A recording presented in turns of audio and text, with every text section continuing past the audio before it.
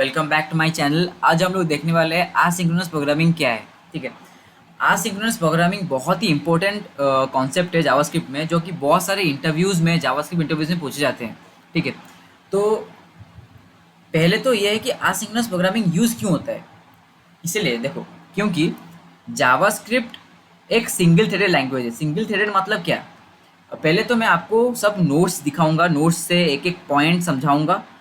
Concept समझाने के बाद मैं आपको वीएस कोड में जाके आपको कोडिंग करके एग्जांपल लेके दिखाऊंगा। पूरा अच्छे से समझेंगे सब कुछ। ठीक है, तो single threaded language JavaScript single threaded language है। मतलब एक task at A time execute होगा। मतलब एक टाइम में एक ही टास्क एग्जीक्यूट होगा। जैसे कि यहाँ पे सीक्वेंस ऑफ टास्क है, सीक्वेंस ऑफ टास्क यहाँ पे। ठीक है, तो वहाँ पे टास्क वन, ये टास्क टू, ये टास्क थ्री और ये टास्क फोर। तो ये चार टास्क हैं, ये सब सीक्वेंसली एग्जीक्यूट होंगे। अगर टास्क वन चल रहा है, टास्क वन कंप्लीट होने के बाद ही टास्क टू एग्जीक्यूट होगा। टास्क टू कंप्लीट होने के बाद टास्क थ्री एग्जीक्यूट होगा। जब टास्क थ्री का एग्जीक्यूशन कंप्लीट हो जाएगा, तब जाके ही टास्क फोर एग्जीक्यूट होगा। पैरेलली या फिर साइमल्टेनियसली कुछ भी एक साथ दो दो टास्क एग्जीक्यूट नहीं होंगे। यही है सिंगल थ्रेडेड। सिंगल थ्रेडेड मतलब एक टास्क एट ए टाइम। ठीक है, तो जब ऐसा केस आता है, जैसे कि यहाँ पे देखो, इस एग्जांपल में देखो, यहाँ पे सीक्वेंस ऑफ टास्क है और मैं बोलूँगा कि टास्क थ्री 10 सेकेंड लेगा एग्जीक्यूट होने के लिए। ठीक है, 10 सेकेंड लेगा एग्जीक्यूट होने के लिए। फिर टास्क वन एग्जीक्यूट हो गया, फिर टास्क टू एग्जीक्यूट हो गया। टास्क टू कंप्लीट होने के बाद जब ये टास्क थ्री को आएगा, टास्क थ्री बोलेगा कि भाई मैं आसिंक फंक्शन हूँ, तो मेरे को 10 सेकेंड चाहिए एग्जीक्यूशन के लिए। तो जावास्क्रिप्ट क्या करेगा, बोलेगा कि ठीक है भाई, तेरे को अगर 10 सेकेंड चाहिए एग्जीक्यूट होने के लिए, तू साइड में आ जा, साइड में आ जा, अपना एग्जीक्यूशन कंप्लीट करते रहे। जब जब अब तो जावास्क्रिप्ट बोलेगा तू साइड में आ जा और अपना एग्जीक्यूशन कंप्लीट करते रहे।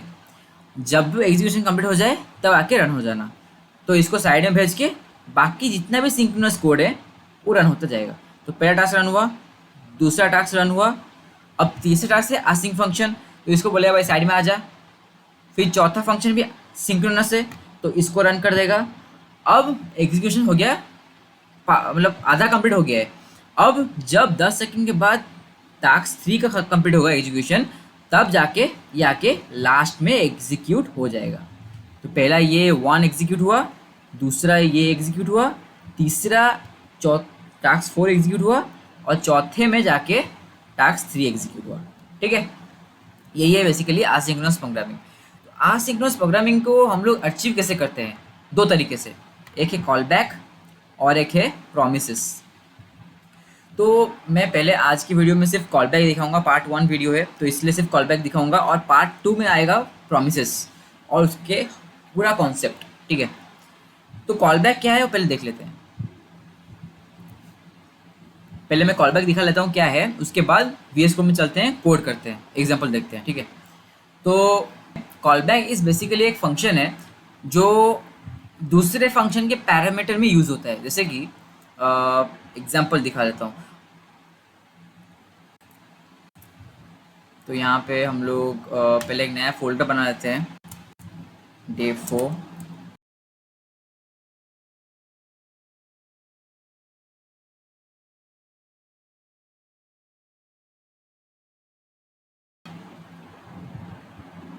तो चलो कोड देखते हैं। फंक नाम फंक्शन, फंक्शन फंक, मेन फंक, मेन फंक नाम का, मेन फंक नाम का एक फंक्शन बना लिए और उसके अंदर हम लोग दे देंगे कॉल बैक का पैरामीटर। चलो पैरामीटर बाद में देखते हैं, पहले मेन फंक बना लिए, उसके अंदर एक कंसोल लॉग डाल देंगे, कंसोल लॉग। उसके अंदर लिख लेते हैं मेन मेन फंक एग्जीक्यूशन, मेन फंक एग्जीक्यूशन। ठीक है, अब एक सेट टाइम आउट देते हैं, सेट टाइम आउट उसके अंदर और एक फंक्शन पास करेंगे। सेट टाइम आउट एक फंक्शन है, उसके अंदर और एक फंक्शन पास कर रहा है, मतलब एक कॉल बैक पास कर रहे हैं। तो बेसिकली ये एक कॉल बैक फंक्शन है, ठीक है। कॉल बैक के अंदर हम लोग डाल देंगे लॉग असिंक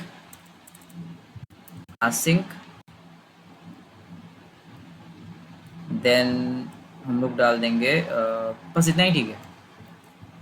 और एक कंसोल लॉग डाल देते हैं यहाँ पे,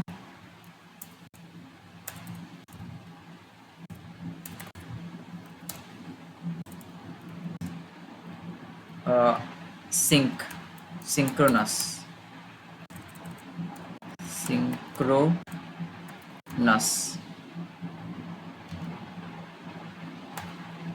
सिंक्रोनस कोड, ठीक है। इसको हम लोग सेमीकोलन के अंदर, सॉरी, इसको हम लोग कंट्रोल एस। अब देखते हैं,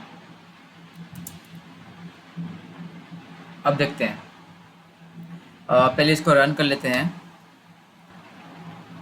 हाँ सॉरी, फंक्शन कॉल नहीं किए हैं, फंक्शन कॉल कर लेते हैं।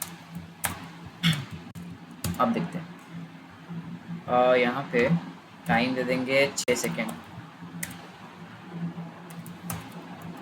अब देखो मेन फंक्शन एग्जीक्यूट हो गया, ये एक सिंक्रोनस है और ये भी एक सिंक्रोनस है, तो ये दोनों पहले एग्जीक्यूट हो जाएंगे। जैसे कि यहाँ पे देखो मेन फंक्शन एक सिंक्रोनस है, सॉरी ये सिंक्रोनस है,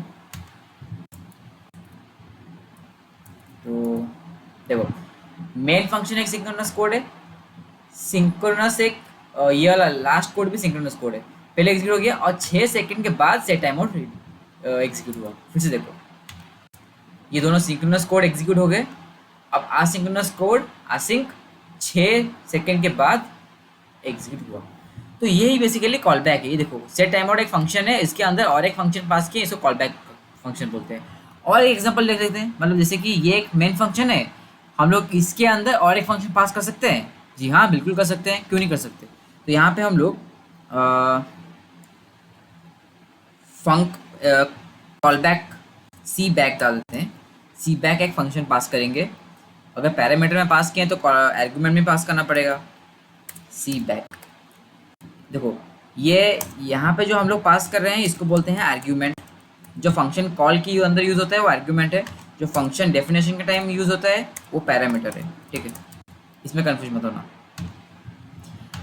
अब कॉल बैक मेन फंक्शन के अंदर और एक फंक्शन पास किए हैं जिसको बोला जाता है कॉल बैक फंक्शन। अब इसको डिक्लेयर भी कर लेते हैं, फंक्शन डिफाइन भी कर लेते हैं कि function C back log call back execution, call back execution. अब यहाँ पे हम लोग डाल देंगे सी बैक इसके अंदर डाल देंगे एग्जीक्यूशन। यहाँ पे डाल देते हैं रिजल्ट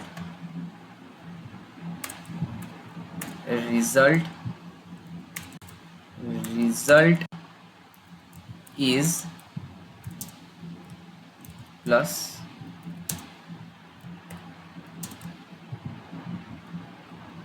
रिजल्ट। तो यहाँ पे हम लोग अब देखते हैं क्या हुआ आउटपुट। देखो मेन फंक्शन सिंक्रोनस दोनों एग्जीक्यूट हो गए। The reference error result can not be defined, okay sorry sir, यहाँ पे हम लोग रिजल्ट पास भी करना पड़ेगा ना, तो एक्सेस कैसे करेंगे। हाँ तो मेन फंक्शन एग्जीक्यूशन सिंक्रोनस। अब देखो आ जाएगा पहले असिंक, अब अगर रिजल्ट में आ गया execution of call back 6 second के बाद असिंक भी एग्जीक्यूट हो जाएगा और एग्जीक्यूशन ऑफ कॉल बैक भी एग्जीक्यूट हो जाएगा। तो हम लोगों ने क्या किया, देखो पहले देख लेते हैं code output. Reload, main function execution, synchronous execution, फिर असिंक, फिर आ जाएगा execution of call back, async execution of call back.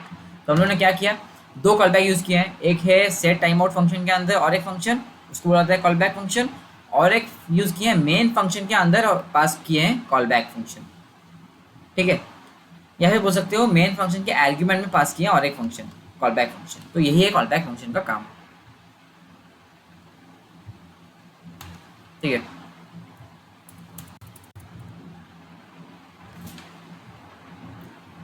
तो यही है बेसिकली काम कॉल बैक फंक्शन का। कॉल बैक दो तरीके से यूज़ हो सकते हैं, एक यूज़ हो सकता है सिंक्रोनस के लिए और एक बार यूज़ हो सकता है आसिंक्रोनस के लिए। कॉल बैक दो तरीके से यूज़ हो सकते हैं, ठीक है। कॉल बैक दो तरीके से यूज़ हो सकते हैं, एक है सिंक्रोनस से भी यूज़ हो सकते हैं, आसिंक्रोनस से भी यूज़ हो सकते हैं। तो सिंक्रोनस से आसिंक्रोनस से कैसे यूज़ हुए हम लोग यहाँ पे देख लिए। आसिंक्रोनस से कैसे यूज़ हुए, यहाँ पे आसिंक्रोनस फंक्शन है सेट टाइम और उसके अंदर और एक फंक्शन पास किए, तो ये कॉल बैक फंक्शन चल गया।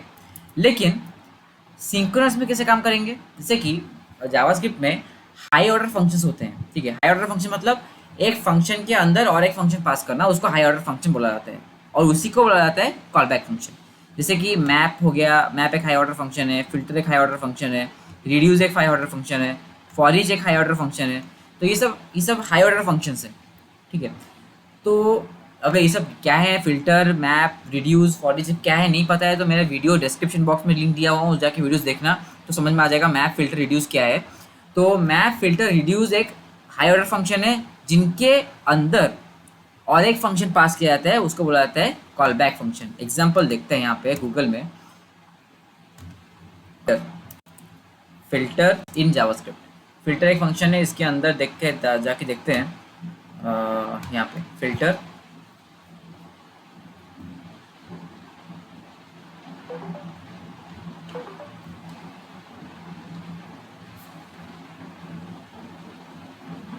तो देखो फिल्टर एक ये एक फंक्शन है, फिल्टर एक हाई ऑर्डर फंक्शन है, इसके अंदर और एक फंक्शन पास किया गया है और एक कॉल बैक फंक्शन पास किया गया है, एरो फंक्शन।